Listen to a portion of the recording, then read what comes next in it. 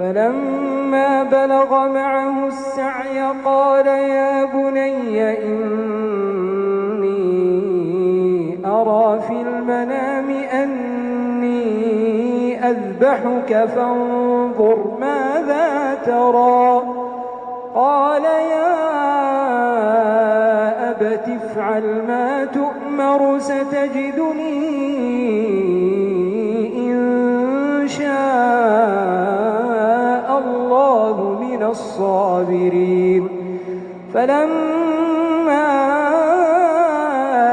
أسلما وتله للجبين وناديناه أن يا إبراهيم قد صدقت الرؤيا إنا كذلك نجزي المحسنين.